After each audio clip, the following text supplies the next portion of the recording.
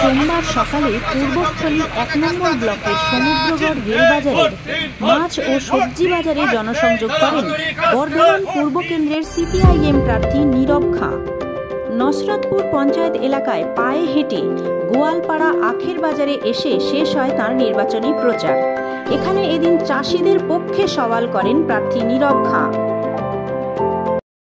আমাদের এক ব্যবসাদারের সঙ্গেই কথা হচ্ছিল, উনি বলছেন এবারের বাজার প্রসেস, আমরাও সহমত।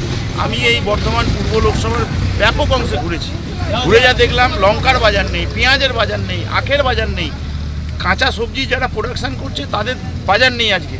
তাহলে চাষি না বাঁচলে দেশ বাঁচবে কী করে?